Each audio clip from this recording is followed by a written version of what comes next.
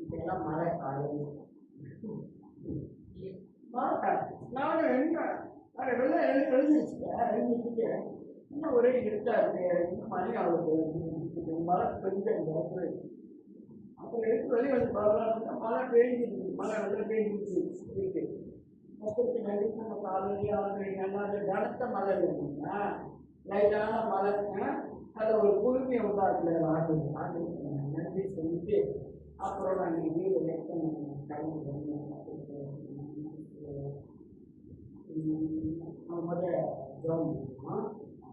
நன்றி அவங்க ஆவியாளர்களே மட்டும் நாங்கள் நன்றி செலுத்தணும். அப்பாத்துக்காகவே மட்டும் நன்றி. நீ நல்லவர் ஆகல நல்ல வல்லவரப்பா நாம வெளியிட்டு நாளில் எங்களை தாழ்த்தி ஒப்பு கொடுக்கிற வார்த்தை மறைத்துப்பா அதுவே பேசுவது நானல்ல மறைத்து எங்களை தாழ்த்தி கொடுப்பதை நேரத்தை பொருட்படுத்த இயேசு வல்லநாட்டுகிறது ஆமென் ஆமென் ஆமென். உலகத்துல எத்தனையோ பேரை நம்ம பார்க்கணும். ஒரு ஜனம் இருக்கான், நாளுக்கு நாள் ஜனம் பெற்றுட்டா இருக்காங்க.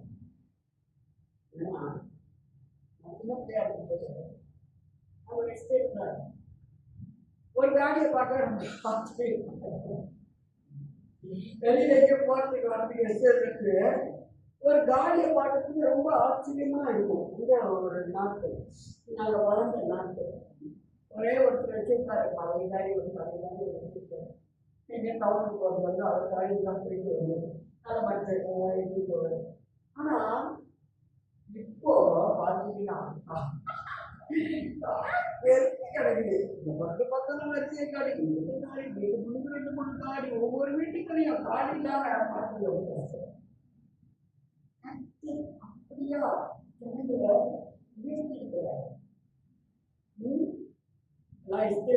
ஒரு காலத்துல அப்படி சொல்லக்கூடாது. எஸ்டேட் ரொம்ப நல்லது. என்னை பொறுத்த வரைக்கும் எஸ்டேட் காலத்துல ரொம்ப நல்ல வாழ்க்கை. ஆனா காலங்கள் வளர வளர வளர என்ன நடந்துச்சுன்னா எஸ்டேட்லாம் இப்போ இல்லை, பார்க்கறதே கஷ்டமா இருக்கு எஸ்டேட். ஏன்னா எஸ்டேட் தான் மாற்றி டவுன் ஆகிட்டாங்க. டவுன் ஆகி எல்லாரும் வந்து நம்மளா இதுகளை கூட்டியிருக்கிறோம்னா டவுனுக்குள்ள இது வீட்டெல்லாம் இருந்தாலும் பக்கத்து இருக்காங்க.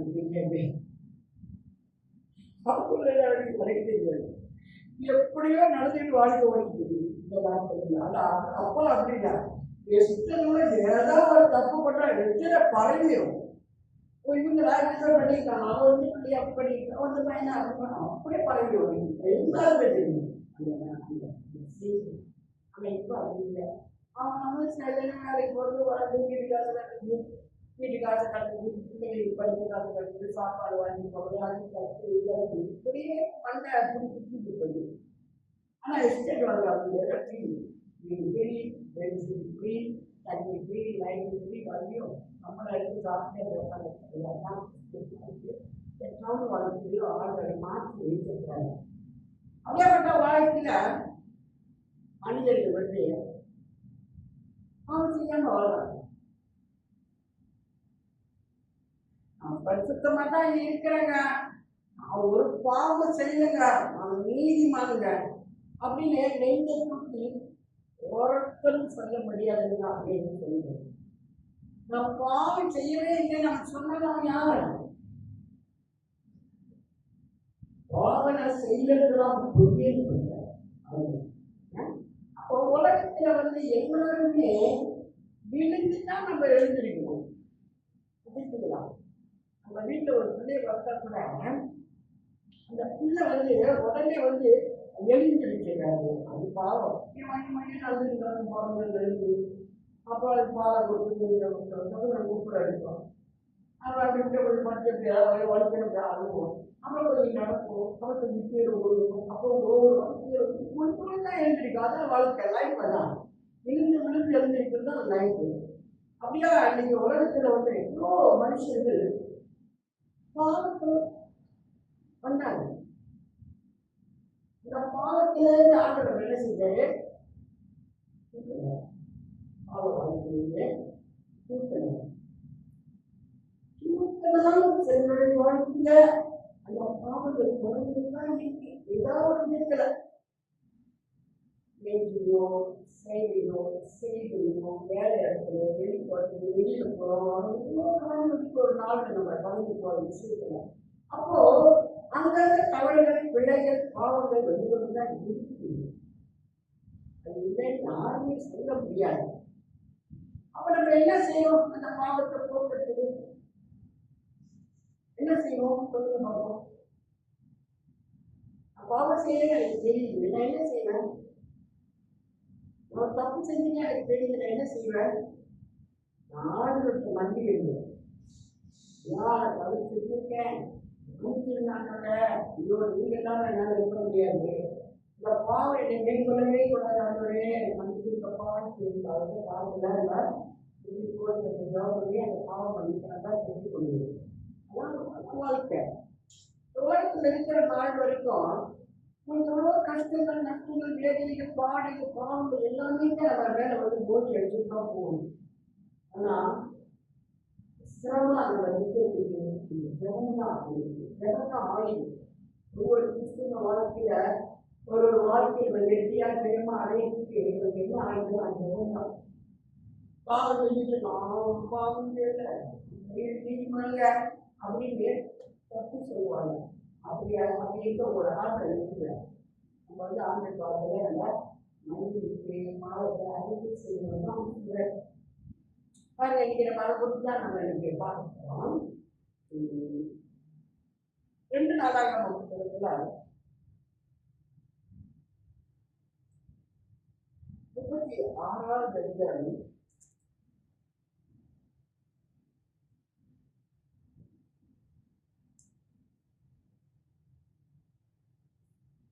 16வது வருஷத்துல பிரச்சனை.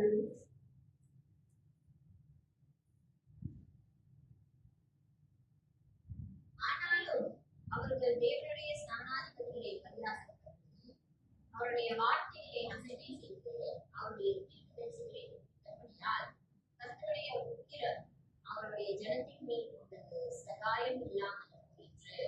அப்படி நம்ம தப்பு தவறுகள் நம்ம செய்யும் போது கர்த்தருடைய உக்கிரம் கோபம் நம்ம மேல வருமா? அப்ப நம்ம தானே தவறுகளை செஞ்சு நம்ம ஜனங்களா இருக்க முடியாது. அவங்களுக்கு மனிதனுக்கு நம்ம அடுத்த பாவம் இருக்கிறவங்க செஞ்சு கொள்ளணும். இல்லைன்னா ஆண்கள் கோபம் வந்து நம்புவோம். ஆதலால் அவர் அவர்கள் மேல் கல்தேயரின் ராஜாவை வரப்பண்ணினார். அவர் அவர்கள் வாலிபரை அவர்களுடைய பரிசுத்தமான ஆலயத்திலே கட்டையினால் வாலிபரையும் கன்னியாஸ்திரிகளையும் முதியோரையும் விருத்தாப்பியரையும் தப்பவிடவில்லை. எல்லாரையும் தேவனார் கையில் கொண்டார். அவன் தேவனுடைய ஆலயத்தின் பெரிதும் சிறிதுமான பரிமுகங்கள் அனைத்தையும் கர்த்தருடைய ஆலயத்தின் பொக்கிஷங்களும் ராஜாவுக்கும் பிரபுக்களுக்கும் பொக்கிஷங்களுமாகிய அனைத்தையும் பாபிலோனுக்கு கொண்டு போனான். அவர்கள் தேவனுடைய ஆலயத்தின் கொளுத்தி எருசலேமின் அலங்கத்தை அது மாளிகைகளை எல்லாம் அக்னியால் சுட்டெரித்து அதிலிருந்து திவ்யமான பனிக்கூட்டுகளை எல்லாம் அழித்தார்கள். பட்டயத்திற்கு தப்பின மீதியானவர்களை அவன் பாபிலோனுக்கு சிறைபிடித்துப் போனான். பெர்சியா ராஜபாரம் ஸ்தாபிக்கப்படும் மட்டும் அங்கே அவர்கள் குமாரன் அடிமைகளாய் இருந்தார்கள். ஏன்னா ஆண்டு சொல்லுவார், தப்பு தெரியுங்க மேல கோபமா இருக்கேன், அதுல பொண்ணு இருக்கு,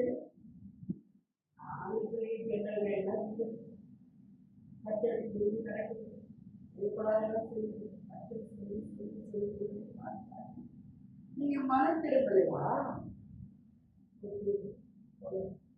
பாதிலோர் ராஜாவை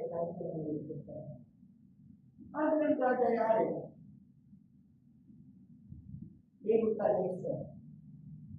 நேபுகாத்நேசருடைய கருத்துல வாங்கியாங்க கொடுத்தாரு. இஸ்ரவேல் ஜனங்கள் எல்லாத்தையும் சிறப்பட்டு போனார்கள்.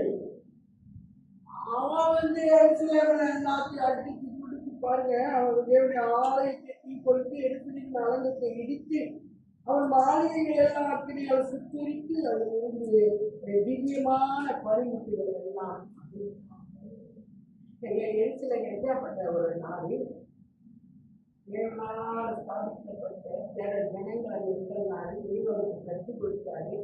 ஆரம்பத்தில் அவர் வழிநடத்தி வந்தாரு. தேவ பயத்தை சொல்லிக் கொடுத்தாரு. இந்த வழிதான் நடக்கும், இதுதான் அவருடைய சோழனை இப்படிதான் இருக்குன்னு ஒரு சின்ன பிள்ளைக்கு படிச்சு கொடுத்ததோட ஒரு கற்றுக் கொடுத்தேனே அந்த வேலை அம்மா சொல்லுவோம். நீங்க இப்படி பண்ணிக்க வேண்டிய அதே போல ஜனங்கள் சொல்லிட்டாங்க. இப்போ தேவனுடைய கோபம் வந்துச்சு. இப்போ என்ன செஞ்சாரு? சரி நீங்க எப்படி கேட்கல அப்படி போகணும். அண்ணி என்ன செஞ்சா எல்லாம் வாட்டி வதக்கி அடிச்சு ஒதுக்கி கொண்டு போய் நல்லவனை எல்லாத்தையும் கொண்டு போய் அவங்க ஊர்ல கொண்டு போய் அடிமையாகி போட்டு அவனோட ஆலயத்தில் இருந்து எல்லா வசதிகளும் எல்லாத்தையும் கொண்டு போய் கத்தியோடைய ஆலயத்தில் இருக்கு ஒரு மகிழ்ச்சி. இந்த மகிமையெல்லாம் எடுத்து கொண்டு போய் எல்லாம் போட்டுக்கான் தமிழ்நாட்டோட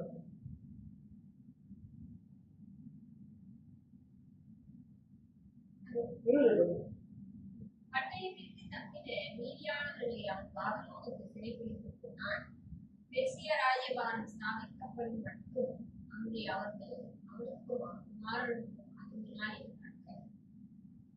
கர்த்தர் எரேமியாவின் வாயினாலே சொன்ன வார்த்தை நிறைவேறும்படிக்கு தேசத்தில் 7 வருஷத்திலே ரம்யமாய் அனுபவித்து தேர்ந்ததும் அது பாலாய் கிடந்த நாளெல்லாம், அதாவது 20 வருஷத்துக்கு எத்தனை வருஷம் கொண்டு சிறைக்கு போட்டாலே முடியும். 20 வருஷம் போய் அந்த அந்நிய தேசத்துல மற்ற பார்க்கவே இல்லை. அவர் காலகட்டத்தில் அதுக்கப்புறம் பாருங்க அந்த 20 வருஷம் வந்த பிறகு மக்கள் வந்து அந்த தேவ ஜனங்களை தெரிந்து கொள்ளுங்க. அந்நியனாகிய ஒரு ராஜாவை மக்கள் தெரிந்து கொள்கிறார். எரேமியாவின் வாயினாலே கர்த்தர் சொன்ன வார்த்தை நிறைவேறும்படி பெர்சியாவின் ராஜாவாகிய கோரேசின் பராமரிப்பை கர்த்தர் பெர்சியாவின் ராஜாவாகிய கோரேசின் ஆவியை ஏற்றினானே. அவன் பரலோகத்தின் மேலாகிய கர்த்தர் பூமியின் ராஜ்யங்களை எல்லாம் கண்டறி யூதாவில் உள்ள எருசலேமிலே தனது ஆலயத்தை கட்டுவிக்கும்படி எனக்கு கட்டளையிட்டிருக்கிறார். அப்புறம் ஒரு அந்நிய ராஜாவாகிய அந்த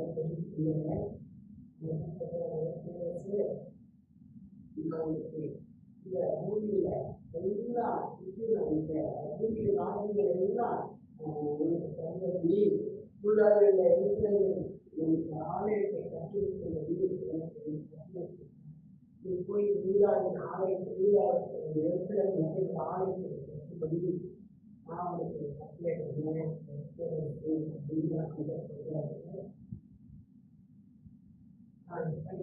அவருடைய ஜனங்கள் எல்லாரையும் எவன் குறித்து இருக்கிறானோ அவன் போகட்டும், அவருடைய தேவனாகிய கர்த்தர் அவனோடு இருப்பாராக என்று பெர்சியாவின் ராஜாவாகிய கோரேஸ் அறிவிக்கிறார் என்று தன் ராஜ்யம் எங்கும் எழுதி அனுப்பின விளம்பரம் பண்ணினான்.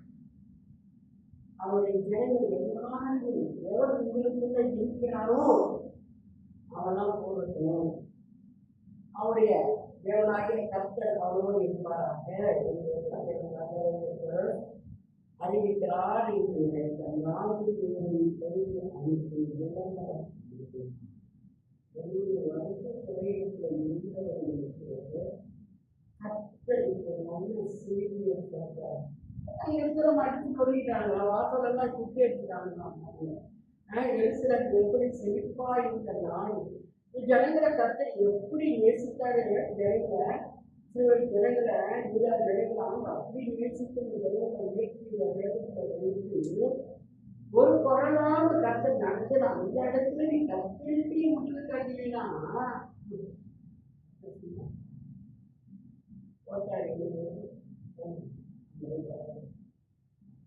அவன் என்ன செஞ்சு ஆலயத்தை உடச்சி ஆலயத்தில் இருக்கிற புள்ளி எல்லாம் எல்லாத்தையும் வாரி அந்த விக்கிர கோயிலை தூக்கி கொடுத்தாங்க. சபையில் இருக்கிற ஜாமான் ரொம்ப வேலைங்க நினைக்கும் போது நான் மனிதர்களுக்காக தானே பூமிக்கு ஏற்றுக்கிறீங்க அவர் ஆதியிலேருந்து இருக்கிறவர்களா ஆதி மந்தமானவர்கள். அவர் சாதாரணமா ஒரு தண்ணி விளையாடாதே அவங்க வயிற்றுல வச்சுக்காய்கள் சொல்லி இந்த பூமிக்கு வந்து மனுஷர்களை மீட்டெடுக்கிறாங்க. அப்படியாப்பட்ட ஒரு ஆண்டவர் நம்ம தெரியும் போது இவங்க வார்த்தையை கேட்கவே இல்லை. சொல்றாரு கேட்காத அவங்க சிலையை இப்போ ஒரு புதிய காரியத்தை செய்யும்படியாக ஒரு அறிவித்த செய்தியை அவன் என்ன செய்யலாம் அறிவிப்பான். இப்போ அந்த எஸ்ஆ புத்தகத்துல முதல் வார்த்தை படிங்க.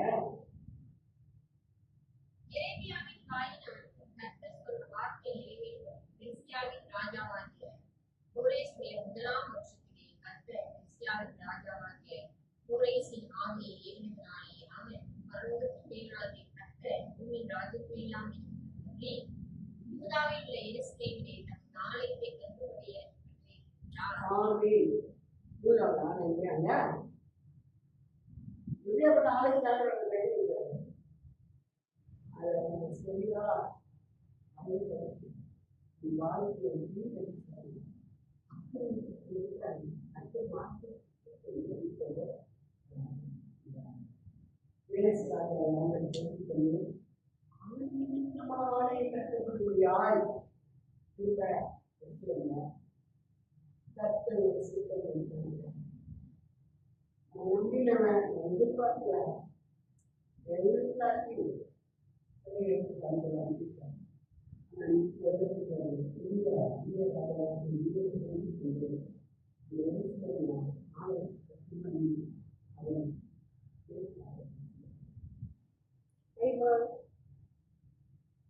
அவருடைய ஜனங்கள் எல்லாரையும் எவன் ஓடிக்கொண்டிருக்கிறான் அவனோடு அவனுடைய தேவன் இருப்பாராக. அவன் யூதாவின் எருசலேமுக்கு இஸ்ரவேலின் தேவனாகிய கர்த்தருடைய ஆலயத்தை கட்டுகிறார். எருசலேமில் வாசம் பண்ணுகிற தேவனே தேவன். எருசலேமில் வாசம் பண்ணுகிற தேவனே தேவன். ஒரு முக்கியமான ஒரு பாயிண்ட் மாற்றி நமக்குள்ள நம்ம எருசலேம் ஜனங்கள் தான், நம்ம இஸ்ரவேல் ஜனங்கள் தான். நம்மளுக்குள்ள வாசம் பண்ணுகிற தேவன் தான் தேவன். வேற ஒருவரும் கிடையாது. வேற யாரும் நம்மளை ரட்சிக்க முடியாது. வேற யாரும் நம்மளுக்கு விடுதலை கொடுக்க முடியாதுங்க. நம்மளை உயர்த்த உடலால முடியாதுங்க. நம்மளை சிறுமப்படுத்தி தாழ்த்தி நல்லா போல நடித்து கொடுத்து நம்மளை போய் எங்கேயோ கொண்டு ஆதாரத்தில் போடுவாங்க. நம்மளை மீட்டெடுத்து அவருடைய கிருபையினால் அவருடைய இரக்கத்தினால் நம்மளை பொருட்படுத்தி நம்மளை கோணலான பாதையில செம்மையான பாதையில நடத்தி நம்மளுக்கு எருசலேமின் வாழ்வை எங்களுக்கு கொடுப்பேன்ற சொல்றாங்க. நான் உனக்கு எருசலேமின் வாழ்வை கொடுப்பேன். அதை வாக்கு அந்த வாழ்க்கை வேணுமா வேண்டாமா? எருசலேமின் வாழ்க்கை வேணுமா வேண்டாமா? அந்த வாழ்க்கைக்கு தான் நம்ம வந்து முதிக்க பண்ணி அம்மாவோட வயிற்று எங்க தாத்தா வந்து தஞ்சாவூர் கரையா தாத்தா தஞ்சாவூர்லையா மெஜிஸ்ட்ரேட் மெம்பர் ஸ்ட்ராங் மெம்பர் எங்க தாத்தா ஒரு தாத்தா. அப்புறம் கல்யாணம் பண்ணி பாட்டி கல்யாணம் பண்ணி ஒரு வாரம்னா மலேசியாவுக்கு வந்துட்டாங்க. இந்த கப்பல் வந்துட்டாங்க அடிமன் வந்த மாதிரி வந்திருக்காங்க மலேசியா. நல்லா வேலை. அப்புறம் குடியில் வந்து பார்த்தா எல்லாம் இந்து ஜனமா சுற்றிலும் அவங்க ஒரு கிறிஸ்தவ கூட இல்லைமா. அப்பா பார்த்துருக்காங்க எல்லாம் வந்தவங்கலாம் வந்து இந்துக்காரங்களா இருக்கிறாங்க. நம்ம மனைவிகளை போட்டு அந்த வீட்டு அழகி சொல்லி கொடுத்து நீங்க வந்து மனைவியை மனையை கழிவு போறாங்கன்னு சொல்லி வீட்டில் நாடு கூப்பிட்டு வச்சுப்பாங்க.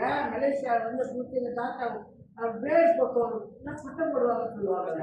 மரம் பழக்கம் இந்த மாதிரி எங்கள் தாத்தா அன்னாட குடும்ப ஜபம் செய்வான், வேதம் வாசிப்பான். அப்புறம் ஒரு பிள்ளை 2 பேர் 4 பிள்ளை பிறந்துச்சு. 4 பிள்ளைங்க எங்க 10 தான். ஒரு வயநாட்டு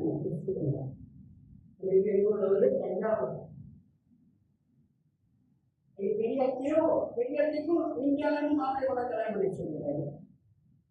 அப்புறம் எங்க அப்பாவுக்கு நல்ல ஒரு எங்க அம்மா ஒரு ஜெபக்கிறாங்க, அம்மா ஒரு ஜெபக்கிறாங்க. அப்படிதான் டிவி காலையில் எழுந்து பணிபுரிஞ்சு 2 மணி இந்தியாவில் உட்காந்துக்குவோம். நம்ம இந்து அம்மா. ஆனால் ஆண்டு எங்கள் அம்மா தெரிஞ்சுக்கொண்டு அப்படி ஒரு ஜெபக்கிறாங்கன்னே ஆண்டு எங்கள் அம்மா வளர்க்குறாங்க. எங்கள் அத்தைங்களுக்குலாம் ஞானஸ்தானம் கொடுத்தப்போ மேய்ச்சிட்டு கொஞ்சம் வந்துருச்சு. அம்மா ஞானஸ்தானம் கொடுத்துட்டு போய் படிக்கலைங்க, வசனம் தெரியல. எங்கள் அம்மா கொஞ்சம் படிப்பாங்க, நம்ம இருந்து தடுக்கணும். எங்கள் அம்மா கூப்பிட்டு தாத்தா சொல்லுவாரா, எப்படி எனக்கு படிச்சு கொடுக்கல, எப்படி ஞானஸ்தானம் கொடுக்கணும். அம்மாட்ட கற்றுக் கொடுத்துருக்காங்க அந்த வேலையெல்லாம் எங்கள் கற்றுக்கணும். அதுக்கப்புறம் தான் அவங்க ஞானஸ்தானம் அந்த அப்படியே எங்கள் அம்மா ஒரு தெரிஞ்சு போகுது. எங்கள் தாத்தா எங்கள் அப்பா அதுக்கு பொண்ணு பார்க்கும்போது எங்கள் அப்பா சொன்னாலும் எங்கள் அம்மாவுக்கு அம்மா பண்ணாங்க. ஆனால் இருக்கப்பா அந்த பிள்ளைங்க கல்யாணம் பண்ணிட்டு எங்கள் அப்பா சொல்லி தாத்தாவை பொண்ணு கேட்டு எங்கள் பெரியமா அவ்வளோ வேலை இட்டுக்குள்ள சரிங்களா. ஓ எங்கள் தாத்தா பொண்ணு கேட்டு எங்கள் தாத்தா விரட்டினாங்க. திருச்சூர்ல நான் பொண்ணு கொடுக்க மாட்டேன், நீ கிளம்பி போ பொண்ணு அவருக்கு தான் எங்கள் வீட்டை கல்யாணம் பண்ணிட்டு அவங்க குழந்தை போல நல்ல ஒரு படிச்சு வேலை செய்யும். அவருக்கு தான் நான் கல்யாணம் பண்ணி கொடுப்பேன், வீட்டுக்கு போகணும் பெரிய பொண்ணு. அப்போ எங்கள் தாத்தாவுக்கு வந்து என் மகன் வந்து அந்த பொண்ணு நல்ல அழகாக இருக்கு, அந்த பொண்ணை கல்யாணம் பண்ணிருந்தாங்க நினைப்பாங்க.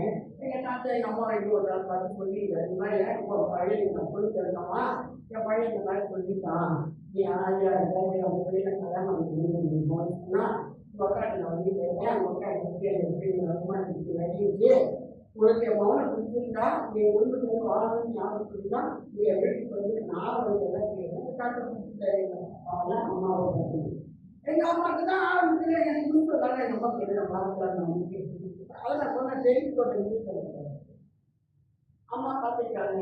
சரின்னு எங்கள் அம்மா எங்கள் அம்மா தாத்தா என்ன அம்மா வந்து அம்மா தம்பிங்க அவங்க வெயிமா இருந்தால் எழுந்துக்கும் தாத்தா வந்து பார்த்துருக்காங்க. சரி பரவாயில்ல, இவ்வளோ நல்ல மனுஷன் வந்து திருமணம் பண்ணி சரி நான் கல்யாணம் பண்ணிக்கிறோம் அப்படின்னு அப்புறம் தாத்தா தெரிவிச்சு கல்யாணம் பண்ணி வச்சுட்டாரு. அவங்க இன்னும் எங்கள் அம்மா அவங்க அம்மாலாம் வந்தீங்க இன்னொரு சாமி சொல்லுவாங்க, காற்றுல போய் இன்னொரு நெருப்பை ஒழிச்சுக்கிட்டு அதை அப்படி கும்பிடுவாங்க. எங்கள் அம்மாவோட அம்மா பயங்கர இருக்கிறாங்க எங்கள் அம்மாவோட அம்மா. ஆனால் எங்கள் அம்மா எங்கள் அப்பாவை கல்யாணம் பண்ணுறது அப்படி ஒரு ஜபம் விழாக்களையோ எங்களெல்லாம் வளர்த்து போனாங்க. 10 பிள்ளைங்க எங்கள் அம்மா அப்பா எஸ்டேட்ல இருந்து எங்களுக்கு 10 பிள்ளைங்க பிறந்த பிள்ளைங்க 5 பிள்ளைங்க யூனிவர்சிட்டி மாதிரி யாருக்கு கொண்டாட போல இருக்கு. 10 பேர் 5 பேர் முடியுமாங்க, அப்படி கஷ்டம் வைக்கலாம். வேலைக்கெல்லாம் சம்பளம் கொடுக்கலாம் கொடுப்பாங்க. ஆனால் எங்கள் அம்மா அந்த ஜபத்தில் கிடைக்கிறது குடும்பத்தை நடத்துவது அப்படின்னாங்க. 5 பேர் எப்படி கவனிங்க நல்ல வேலையில நல்லா மனைவி நல்ல அரசாங்க என்ன சொல்லுங்க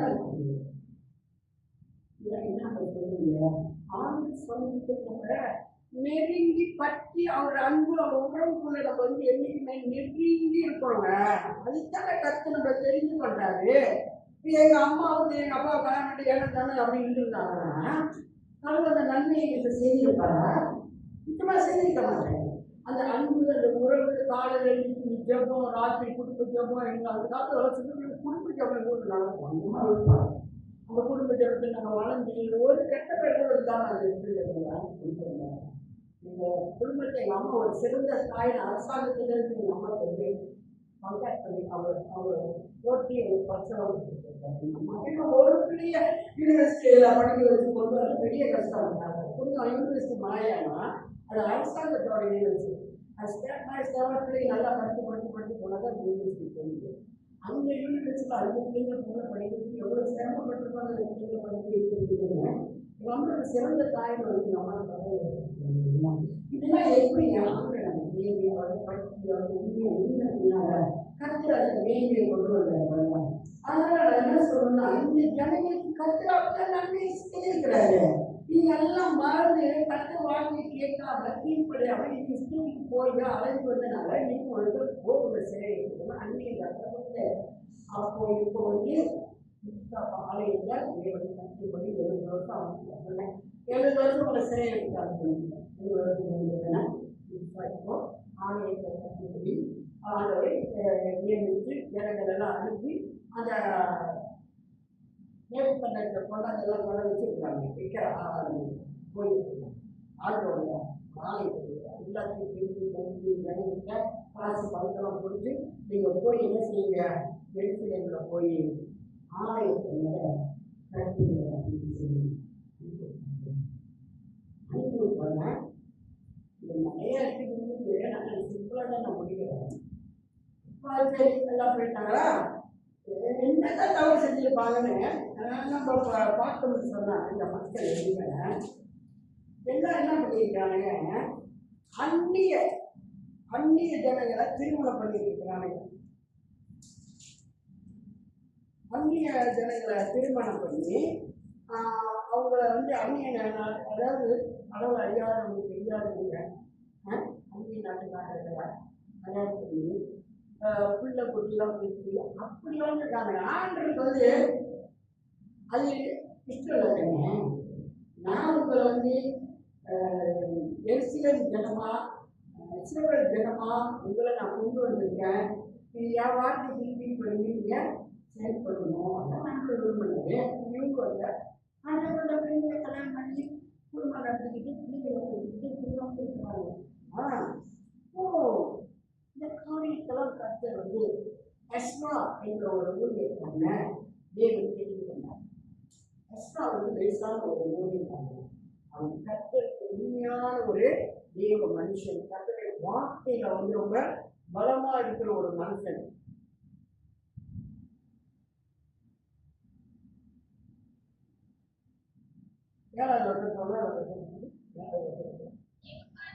இல்ல எஸ்ரா எஸ்ரா எஸ்ரா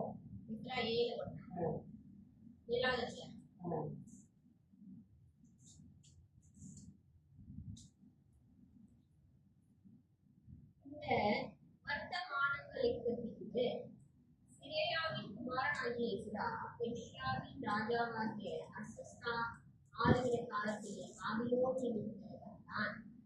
இந்த சிரேயா அசியாவின் குமாரன், இவன் இல்கியாவின் குமாரன், இவன் சல்லூமின் வந்து இந்த பெர்சியாவின் ராஜாவாகிய அர்சஸ்தா அரசாளுகிற காலத்துல இவன் என்ன செஞ்சா பாபிலோனுக்கு இந்த காலத்துல வந்தான். வந்தவன் வந்து அவன் லேசான ஆளுங்க அவன் வேத வசனங்களை கை கொண்டு தேர்ந்தவன்.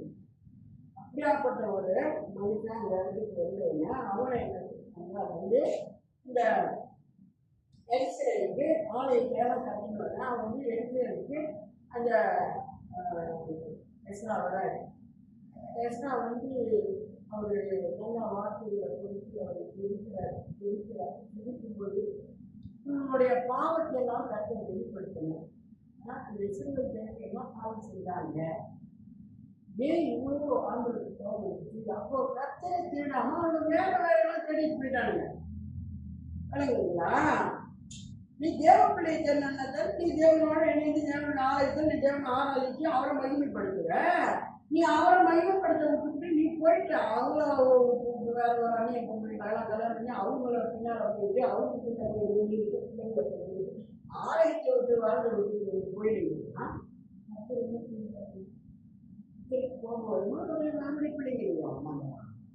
அப்படி அவங்க போல ரொம்ப அழுகுற சமூகத்தில் அவங்க ஒன்றி போட்டு அழுகுற பாவங்களுக்காய் அப்ப ஜனங்க செஞ்ச பாவங்களுக்கு அது வந்து அப்படி முட்டி போட்டு அழுகுறாரு தேவ சமூகத்தில் அவங்க. அப்போ இந்த 10வது அதிகாரத்தில் படிச்சுக்கோங்க.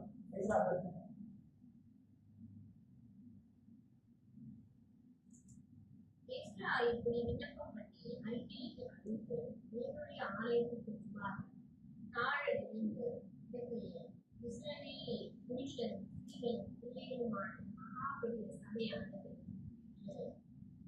ஜனங்கள் மிகவும் அழுதார்கள்.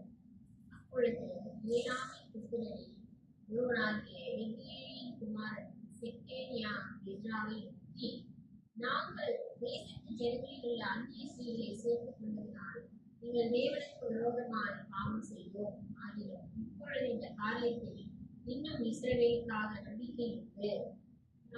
இப்பொழுதும் அந்த ஸ்திரீகள் எல்லாரையும் அவர்களிடத்தில் பிறந்தவர்களையும் ஆண்டவருடைய ஆலோசனைக்கும் நம்முடைய தேவனுடைய கற்பனைக்கும் நடுத்தரர்களின் ஆலோசனைக்கும் ஏற்ற பிரகாரம் அகற்றி கூறுவோம் என்ற நம்முடைய தேவனுடைய உடன்படிக்கை பண்ணப்படுவோம். நியாய பிரமாணத்தின்படியே செய்யப்படுவதாக. எழுதிலும் இந்த காரியத்தை நடத்துகிறது உமக்கு அடுத்தது நாங்களும் உம்மோடே திறன் கொண்டு செய்ய கத்திர எவ்வளவு நல்லது பாருங்க. அந்த இஸ்லாமுடைய எனக்காக 5 ஆண்டு சமூகத்தை மன்றாடி பாவங்களுக்காக அவன் அழுவும் செலுத்தி தெரிவிக்கிறான். எந்த அழுகுறான் எல்லாம் பார்க்கறாங்க. ஐயோ நம்ம பாவங்களுக்காக அழுந்து தெரிவிக்கிறானே, நம்மளும் மனம் திரும்பணும், நம்ம அந்நிய கற்பங்களை கல்யாணம் பண்ணி இப்படிலாம் அந்த ஆண்டு விட்டு பிரிஞ்சு போயிட்டோம். ஐயோ இன்னைக்கு ஆண்டு சமூகத்தில் நம்ம எல்லாம் ஒப்பு கொடுத்தே ஆகணும். அப்போ போய் எல்லாம் மன்றாடிக்கிட்டு அழுது சொல்றாங்க. இந்த பரவாயில்ல, நம்ம உடன்படிக்கைக்கு நம்ம ஒப்பு கொடுத்தோம், நம்ம ஆண்களுக்கு உடன்படிக்கை பண்ணிருக்கோம், நம்ம அவங்களோட இருந்து அவங்களோட போகணும், வாழும்படிக்கான ஒரு உடன்படிக்கை கற்று நம்மளோட செஞ்சிருக்கிறாரு. நாங்கள் தான் அதெல்லாம் மறந்து நாங்கள் விட்டுட்டு போயிட்டோம். இல்லை நாங்களும் அதுக்கு அந்த காசியாக இருந்து நாங்களும் வந்து அது மனு நம்ம ஆயுதம் பண்ணுறோம் அப்படின்னு சொல்கிறோம். அதை வைக்கல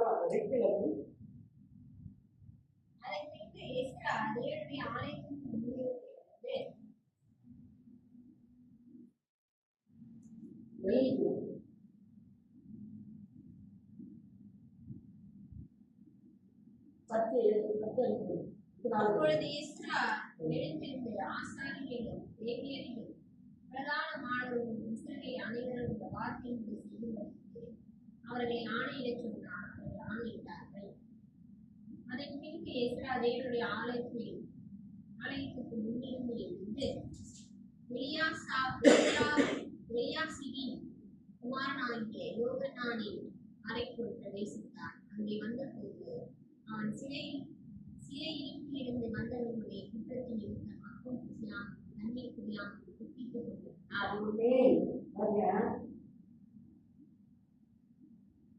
கர்த்தர் ஒரு பாரத்தை ஒரு மனுஷனுக்குள்ள இருக்கார். இந்த தேசத்துல நினைக்கிற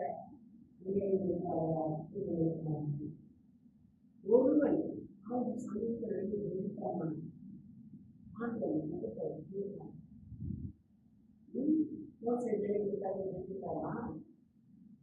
இந்த நெகேமியா அந்த பதவிக்காக நிறுத்தாரா?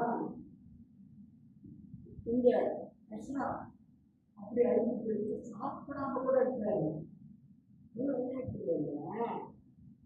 அவங்களுக்கு ஒரு நேரம் காரணம் வயிறு தெரிஞ்சு தெரியுது. சாப்பிடாமே மன்றாடி அடைஞ்சிட்டு கிடக்கிறாங்க பாருங்க. அப்படி எவ்வளவு எல்லாத்தையும் வாழ்ந்துருக்குல. ஐயோ என் பிள்ளைங்க அப்படி போயிட்டாங்க, வாங்கல எல்லாத்தையும் மன்னிங்க மனம் திரும்ப வெளியே முக்கியமா இருக்கிறாங்க. இன்னைக்கு நாங்களும் அப்படிதான் அழுதுருக்கோம். தெரியுங்களா? நாங்களும் அப்படிதான் அழுதுட்டு வந்து பேசிட்டுருக்காங்க. இந்த தாத்தா அன்னைக்கு கொண்டு வந்தார் ஆண்கள் எங்களுக்கு. ஆனால் நாங்கள் உட்காந்துட்டு இருக்க முடியுமா?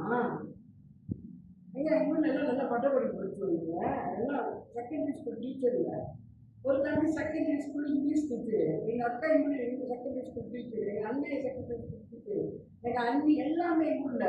ஆனால் கர்த்தர் நான் படிக்கிற காலத்தில் வந்து கர்த்தர் என்னை வந்து குடும்ப காரியங்களை காமிக்கிட்டே எனக்கு கொண்டு வந்து ஒரு காலம் வந்துச்சு. என்னை வந்து ஆங்கில பைபிள் ஸ்கூலில் நான் அனுப்பி அப்படி அனுப்பி பட்டப்படிப்பு படிச்சுருந்தேன். அவங்களாம் உலகத்தில் டிகிரி எடுத்தாங்க. ஆவியானவங்களுடைய பைபிள் ஸ்கூலில் டிகிரி எடுத்தாங்க.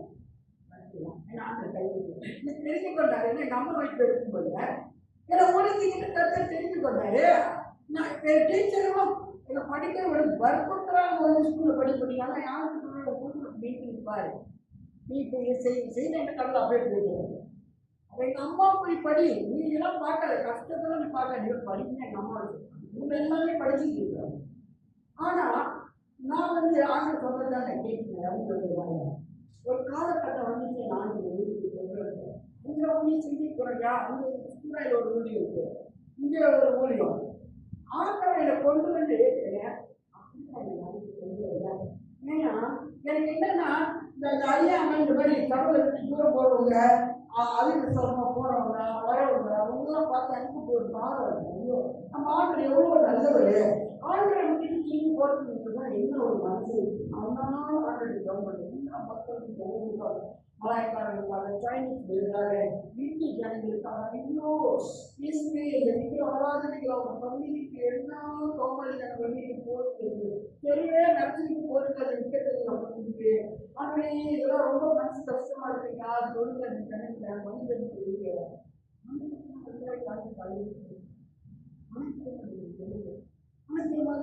எங்கப்பா போறீங்க?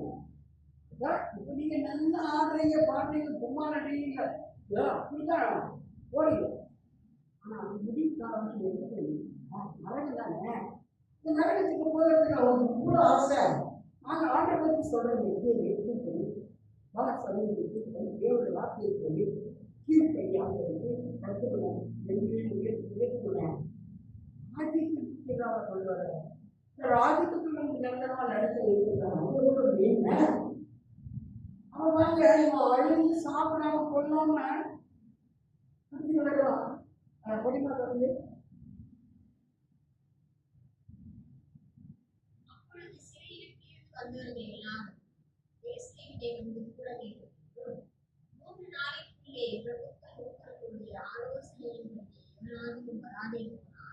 அவருடைய பொருள் எல்லாம் ஜப்தி செய்யப்பட்டு சிறையிலிருந்து வந்த சபைக்கு புறவாக்கப்படுவான்.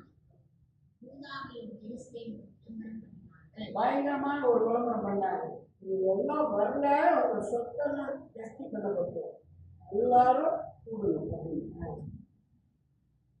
அப்படியே யூதா பென்ஜமின் கோத்திரத்தார் எல்லாம் 3 நாளைக்குள்ளே எருசலேமிலே கூடினார்கள். அது 9ஆம் மாதம் 20ஆம் தேதியாயிருந்தது. ஜனங்கள் எல்லாரும் தேவனுடைய ஆலயத்தின் வீதியிலே அந்த காரியத்தினால் அடைமழையினால் அழிந்து கொண்டிருந்தார்கள். அப்பொழுது ஆசாரியனாகிய எஸ்றா எழுந்திருந்து அவர்களை நோக்கி, நீங்கள் இஸ்ரவேலின் மேல் இருக்கிற குற்றத்தை அதிகரிக்க பண்ண மறுஜாதியான ஸ்ரீகளை விவாதம் பண்ணினதினால் பாவம் செய்யுங்கள். என்ன பாவம் செஞ்சீங்க? இந்த மறுஜாதியான பெண்களை கல்யாணம் பண்ணி கத்திர சுத்தப்படுத்துறீங்க, பாவம் செஞ்சீங்க. நிலைமைதான் ஏன் வந்துச்சு? இன்னும் நீங்க அதுக்குள்ளதான் நீங்க இருக்கீங்க. நீங்கள் உங்கள் பிதாக்களின் தேவனாகிய கர்த்தருக்கு அறிக்கையிட்டு அவருடைய பிரியத்தின்படியே செய்து தேசத்தின் ஜனங்களையும் மறுஜாதியான ஸ்ரீகளையும் விட்டு விலகுங்கள் என்றார். அப்பொழுது சபையார் யாவரும் மகா சங்கத்தோடு பிரதியுத்தரமாக, சொன்ன வார்த்தைகளின்படியே செய்ய வேண்டியதுதான். ஆனால் ஜனங்கள் திரளாய் இருக்கிறார்கள், இது மாறி காலமாய் இருக்கிறது, இங்கே வெளியிலே நிற்க எங்களாலே கூடாது. இது 1 நாள் 2 நாள் வேலையல்ல. இந்த காரியத்திலே கட்டளை மீறினவர்களாகிய நாங்கள் அநேகர். ஆகையால் இதற்கு சபை எங்கும் எங்கள் பிரபுக்கள் விசாரிப்புக்காரராக வைக்கப்பட வேண்டும். இந்த காரியத்தின் நிமித்தம் நம்முடைய தேவனுக்கு இருக்கிற உத்தர கோபம் என்று விட்டு திரும்பும்படி எங்கள் பட்டணங்களில் மறுஜாதியான ஸ்ரீகளை கொண்ட அனைவரும் ஒவ்வொரு பட்டணத்தின் மூவரோடும் நியாயாதிபதிகளோடும் குறித்த காலத்திலே வரக்கடவர்கள் என்றார்கள். அவங்க ஒப்புப்பட்டாங்க. ஆமா, கல்யாணம் பண்ணி வந்து தப்பு தான், நம்ம மனம் திரும்புவோம், இது மாதிரி தரமாக இருக்கு, இது இப்ப உடனே கேட்டாரு ஒப்பு கொடுத்தோம் அப்படின்னு சொல்லி அவங்க என்ன செய்யறாங்க, அந்த பாவத்தை அவங்க இதுதான் நமக்கு வேணும்.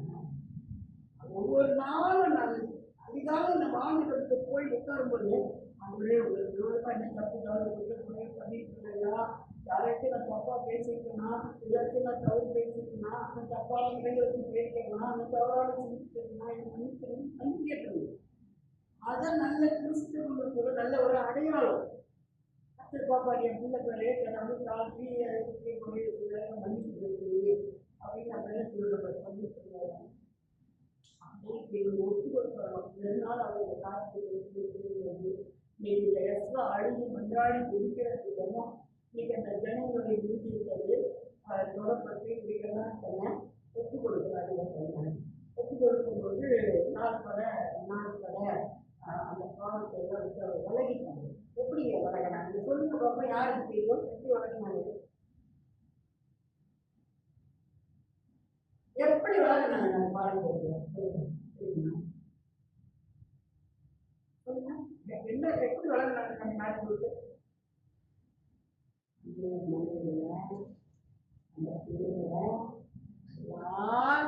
போட்டு போக போக போக அந்நியர்களோட கலந்து நாங்கள் உறவாடி அந்த சிலையோடு நாங்கள் அன்பா வாழ்ந்து எல்லாருமே ஒன்று அவங்க கவலை மறந்துட்டாங்க. கௌசி இந்த காரியத்தை அவங்க இருக்காரு. இப்ப ஆண்டவர் சொல்லிட்டாரு அந்நிய பெண்களை விட்டு விளையாடு. அப்போ கீழ்படியுமா இல்லையா? எல்லாம் விட்டு விளையிட்டாங்க, எல்லாத்தையும் விட்டுட்டாங்க. சரி எல்லாம் கொஞ்ச நாள் ஆச்சுலாம் கண்டுபிடிச்சு எல்லாரையும் அவர் என்ன செய்யறது? அவரோட பாவத்தெல்லாம் மன்னித்து அவங்க நம்முடைய வசமா அவங்க சேர்த்து கொண்டாரு. அந்த கருத்தில் அந்த வசனங்களுக்கு சில ஸ்திரீகளுக்கு பிள்ளைகளும் பெற்றிருக்கிறார்கள். பிள்ளைகள் இருந்துட்டோம் எல்லாத்தையும் விட்டுதான் வரணும். அவங்க காரணம் அதுக்கப்புறம் தப்பான நாட்கள் இருந்துச்சு. இன்னைக்கு நம்ம காலம் இது என்னுடைய பிள்ளைங்க நம்ம அவங்க நம்ம தெரிந்து பொருட்படுத்தி நடத்தி விடாரு. இப்ப சந்ததியா அதையும் தெரிந்து வருகிறாரு. இன்னைக்கு நம்மளும் என்ன ஆண்டு தப்பு செஞ்சோம்? இன்னைக்கு நம்மளுக்கு தவறு தவறு ஒரு விரோதமா எந்த தவறு இருந்தாலும் மன்னிக்காங்க இந்த ஒப்பு கொடுத்து அவங்களுக்காக ஐயோ எல்லாம் விட்டு ஐயோ விசுவாச வழிபட்டுக்கிட்டு தீவன்லாம் வழிபட்டுக்கிட்டு கோஷமா ஆராய்ச்சிருக்காங்க. அவங்களாம் மடங்கு ரொம்ப நாள் நம்ம என்ன செய்யணும்? ஜெபிக்கணும். அவங்களுக்காக நம்ம எப்போதும் நம்ம ஜெபிக்கணும். நம்ம வீட்டில் கூட அரப்புல இருந்து கூட உலகத்துக்கே நம்ம ஜெபிக்கணும். கேட்கப்படும். அது இங்கேருந்து போகிறல நான் அமெரிக்காவுக்கு, நான் இங்கேருந்து போகிறேன் ஆப்பிரிக்காவுக்கு. அது உன்னை கருத்தை கொடுவதான்னு நீ போ. ஆனால் உங்களோட படம் என்னன்னா நீ ஜெபம் பண்ண அவங்களுக்காக உன் பாவத்தை அறிக்கை செய்யும். ஏன்னா நம்ம தப்பு தவறு எல்லாம் ஆளும் செஞ்சுனாலும் அது அந்த புதியாக வச்சுருக்கோம். அதெல்லாம் அறிக்கை செய்து ஒப்பு கொடுத்து மற்றவர்களுக்காக ஜெபம் பண்ண நின்று நமக்கு எஸ்மாவை போல நம்ம என்ன செய்யணும்? அழுது நிலங்களுக்காய் நன்றாடி எஸ்ராவை கற்றுக்கலாம். எஸ்ரா நீதிமான். அவன் வேற வசனத்துல கட்டி வேறில் ஒரு நீதிமான் எஸ்ரா. ஆனா அவன் என்ன செய்யறான்? மக்களுக்காக அழுகுறான். அவங்க பாவங்களுக்காக ஐயோ வந்து செய்யமாட்டே மனதிற்கு செய்யமாட்டவரே சாப்பிடாம கொள்ளாம இப்படி சொல்லுவான்.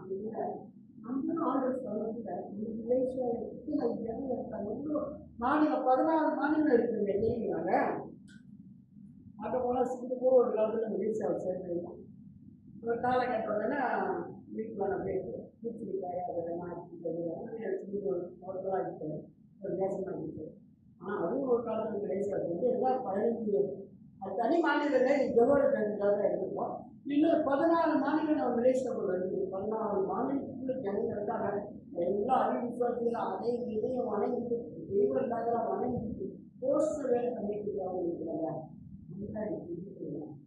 நான் மட்டும் பிரச்சனை போகணும், நான் மட்டும் கற்று எனக்கு வேலை இருந்தால் போகணும் நினைக்கூடாது.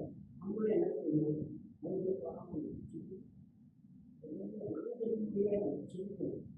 அவங்களோட மன்னிப்பு வாங்குறது அவசியம். ஐயோ அவங்களே நான் அறியாமல் செஞ்ச மன்னிச்சே நாங்கள் நாங்களும் உங்கள் பிள்ளைக்கு அவங்க அதிகாரத்தை கழுவுறாங்கன்னு ஒப்பு கொடுக்கணும். ஆண்டுகிட்ட எங்கள் தேசம் ஒரு பெரிய ஒரு எழுப்பதி தேசமாக மாறத்துக்கு நாங்கள் ஒவ்வொருத்தரும் இருக்கணும். மக்களுக்காக நாங்கள் ஜெபிக்கிறோங்க. ஆரம்பத்துக்கு நாங்கள் ஜெபிக்கிறோம். நாட்கள் அவங்க என்ன செஞ்சாங்க? அந்த பாவத்தெல்லாம் விட்டு பாவத்தில் நினைக்கிறே நிறந்து தான் போகணும். அதுக்கு நோ வே, அதுக்கப்புறம் இன்னும் வழி இல்லை. அப்போ அவங்க என்ன செஞ்சாங்க? எல்லாத்தையும் விட்டு விலகி ஆண்களுக்கு போய் சொல்லி அந்த சமூகத்தில் எல்லாம் தெரியும். ரொம்ப ஆளுக்கு கீழ்படியாம ஆண்டு வார்த்தை சொல்லுவாரு, அவரு இந்த பாதையில போகாத, இந்த வீட்டுக்கு நீங்க போகாத, சில காரியங்கள் ஆண்டு வெளிப்படுத்துவார். நான் நம்ம திருப்பி போட்டுங்க அந்த காரியங்களை சொல்லுவாரு. அப்ப நம்ம மீறி போனது அது பாவம். அந்த வார்த்தை கேட்க மீறி போனது பாவம். அப்போ அந்த பாவத்துக்கு நம்ம அடிமையாக கூடாது. நம்மளுடைய இருக்கணும், அப்படியே விடுதலை கருத்துக்களை வலிக்கணும்.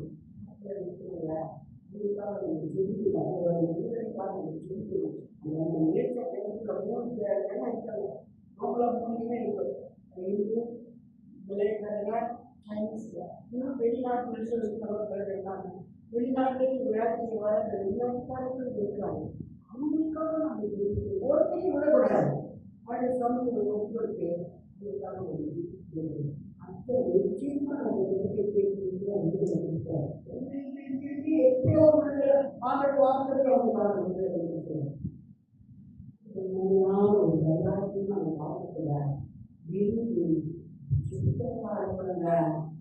கிறிஸ்துவர் மார்க்கெட்டிங் சொல்லிக்கிட்டு சும்மா கண்ணகின்னு அதையும் பார்த்துக்கிட்டு அங்கேயும் இங்கேயும் போய்கிட்டு நானும் கிறிஸ்துவர் தேர்வு நமக்கு எல்லாம் பிடிக்காது. ஆனா அதுதான் சொன்னீங்க, எனக்கு ரொம்ப ஆசை போலி செய்யணும். அந்த மாதிரி பல வேலையை செய்யணும். அறியாத தெரியாத மக்கள் மத்தியில் நம்ம போய் செய்யணும். சொல்லணும் இயேசுவன் தைரியமா பயப்படக்கூடாது. எங்க இயேசு இருக்கிற உலகத்தில் இருக்கிற அவருக்கு பெரியவராக இருக்கிறார். அவர் எனக்குள்ள இருக்க எனக்கு என்ன பயம்? நான் இயேசுவை பத்தி நானே அரைசாற்றி கொண்டே இருக்கிறேன். நாம இயேசுவை செய்யணும். பேசுற ஒவ்வொருத்தரையும் நம்ம இயேசுவை பத்தி பேசணும். அவங்களே நம்மளை கேட்கணும், நீங்க என்னங்க வித்தியாசமா இருக்கிறீங்க, வித்தியாசமா பேசுறீங்க, வித்தியாசமா இருக்கிறீங்க அப்படின்னு நம்மளை திரும்ப கேட்பாங்க. கேட்கும்போது சொன்னாங்க, திருப்பி சொல்லுங்க, நீங்களே சொல்லிட்டாங்க அப்படின்னு அவங்க கூட சொல்லுவோம். நிறைய ஜனங்க ஏன் பார்த்தல, என்னோட வேலை பார்த்தல எவ்வளோ பேர், எவ்வளோ ஜனங்க ஸ்கூலாக இருந்தும் ஜனங்க மெயின் ஸ்கூலாக தான் தெரியுமே. அங்கே நிறைய பேர் எவ்வளோ பேருக்கு நான் என்ன போய் ஆரம்பிச்சு இன்னும் இதுக்கப்புறம் பயணமாக அவங்க வேலை செஞ்சுதான்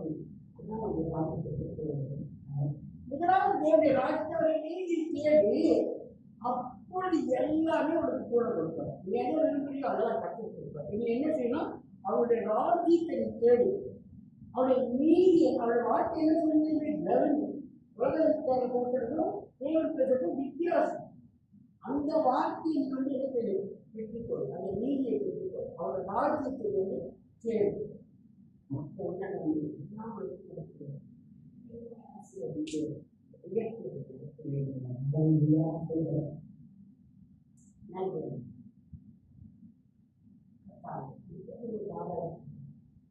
உங்களால படைக்கப்பட்ட ஜனத்தை நீங்க தான் எல்லாத்தையும் உண்டாக்குறீங்க. சிருஷ்டிப்பின் கத்தனை விட்டு சிருஷ்டிக்காத எல்லாத்தையும் அனுப்பிக்கிற மக்களுக்கான கொண்டாடுவோம். அவர்களை கற்று நீங்க தான் சுந்தர் சிங்கி கூட அவங்க படிச்சிருக்கோம். அவரு கூட உண்மையான தெய்வம் யாரே நான் பார்க்கலான்னு தெரியும். இன்னைக்கு நான் உங்களுடைய உண்மையான தெய்வம் நான் பார்க்கலான்னு நீங்க செத்தே பேருன்னு சொல்லி எல்லாத்தையுமா உண்மையான தெய்வம் நான் யாரும் வெளிப்படுத்தினேன். நீங்க தான் அந்த உண்மையை அப்படி ஒவ்வொரு ஜனத்தையும் நீங்க சங்கினால ஒவ்வொருத்தருக்குள்ள நீங்க மெய்யான தெய்வங்களை ஒரு அறிந்து புரிந்து கொள்வதா நீங்க எவ்வளோ வைராட்சியமா உங்களை முடித்தவர் செய்தார். அவர் யாரு? கர்த்தரை அறிந்து கொள்கிற அறிவையும் ஞானத்தையும் புத்தியும் உருவத்திற்கும் சொல்லி வீணானதை ஆராய்ச்சி காலத்தை வீணாக்கிட்டுமே இல்லையா? இந்த ஜனங்க மண் அதோட மனஸ்தாப்பட்டு ஐயா அறிக்கை செய்து விட்டுவிட்டு அவங்களும் அதோட அறிக்கை செய்து ஆராய்ச்சி கொடுக்கிறோம். அதை அதை பொருட்படுத்த பேசி நாமத்தை